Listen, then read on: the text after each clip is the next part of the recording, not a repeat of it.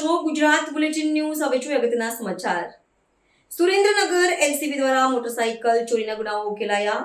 ₹1.85 લાખનો મુદ્દામાલ સાથે આરોપી ઝડપાયો. મોટરસાઇકલ ચોરીના અનડિટેક્ટ ગુનાઓ ઉકેલી મોટી સફળતા મેળવી.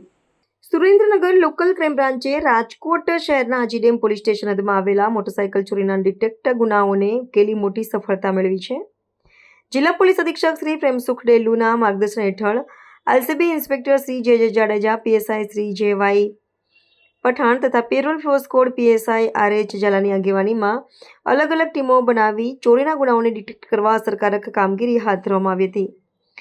મળેલી ચોક્કસ બાતમીના આધારે એલસીબી ટીમે સાગરભાઈ રણછોડભાઈ જોગરાજિયા રહે લાખણકા તાલુકો ચોટીલા જિલ્લો સુરેન્દ્રનગર વાળાને પકડી પાડ્યો હતો. પોલીસ આરોપી પાસેથી કુલ 5 સ્પ્લેન્ડર મોટરસાઇકલ અને એક મોબાઈલ ફોન મળી કુલ ₹1,85,000નો મુદ્દામાલ કબજે કરવામાં આવ્યો. રાજકોટ આજીડેમ પોલીસ સ્ટેશનમાં મોટરસાઇકલ ચોરી સંદર્ભે અલગ અલગ 5 ફરિયાદો નોંધાઈ હતી. આરોપી પાસેથી મુદ્દામાલને કાયદેસરની કાર્યવાહી સાથે ચોટીલા પોલીસ સ્ટેશનમાં આરોપીને સોંપી વધુ તપાસ હાથ ધરેલ.